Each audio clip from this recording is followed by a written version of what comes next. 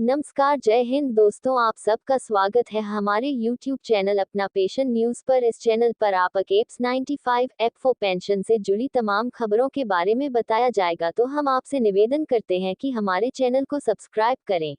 वित्त सचिव और EPFO कमिश्नर के साथ EPF पेंशन पर अशोक राउत की बैठक।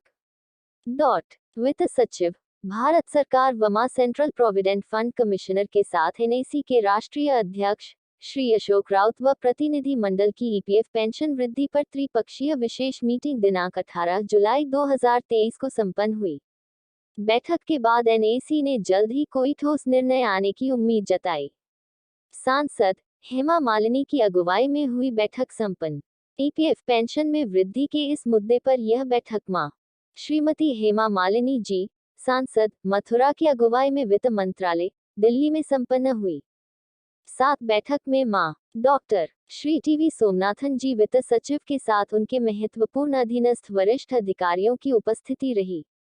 साथ ही मां Sushri Neelam Shami Rao, central provident fund commissioner के साथ उनके महत्वपूर्ण अधीनस्थ वरिष्ठ अधिकारियों की भी उपस्थिति रही। NAC चीफ मां कमांडर अशोक राउत के साथ श्री वीरेंद्र सिंह राजावत, राष्ट्रीय महासचिव इंजी 1, श्री कविश डांगे, राष्ट्रीय मुख्य न्यायिक सलाहकार, श्री आशाराम शर्मा, राष्ट्रीय उपाध्यक्ष व दक्षिण भारत के मुख्य समन्वयक श्री रमाकांत नरगुन ने NAC की ओर से एप्स 95 पेंशनर्स का प्रतिनिधित्व किया। कमांडर अशोक राउत ने रखा EPF पेंशन वृद्धि के लिए पेंशनर्स का पक्ष। पेंशनर्स की पेंशन वृद्धि के संदर्भ में मां NAC चीफ के नेतृत्व में प्रतिनिधि मंडल ने पेंशनर्स का पक्ष रखा व EPFO के उपलब्ध पेंशन फंड में जमा हो रहे अंशदान व ब्याज से ही मिनिमम पेंशन Rs.7500 जोड़ DA प्रदान कर पेंशन वृद्धि की जा सकती है व उसके साथ साथ कॉर्पस भी बढ़ता रहेगा।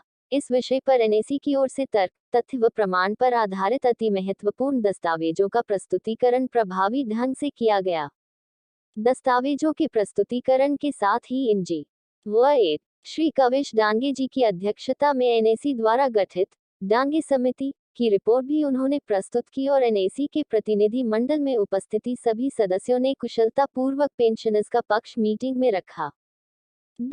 केंद्र सरकार का बड़ा ऐलान, केंद्रीय कर्मचारियों की महंगाई भत्ते में होगी 4% की बढ़ोतरी। पटना 7वां वेतन आयोग एक भारतीय कानून है जो सरकारी कर्मचारियों के वेतन ढांचे में बदलाव की सिफारिश करता है। सरकारी कर्मचारियों और पेंशन भोगियों के वेतन मान को संशोधित करने के लिए भारत सरकार द्वारा आयोग की स्थापना की गई थी। आयोग की सिफारिशों को आमतौर पर सरकार मंजूरी के बाद लागू करती है। 7वें वेतन आयोग की स्थापना 2013 में की गई थी और उसने 2015 में अपनी रिपोर्ट सरकार को सौंपी थी। रिपोर्ट में सरकारी कर्मचारियों के वेतन और भत्ते में 23.55% की बढ़ोतरी की सिफारिश की गई थी, जिसे 2016 में सरकार ने मंजूरी दी थी। आयोग की सिफारिश 1 जनवरी 2016 से लागू किया गया।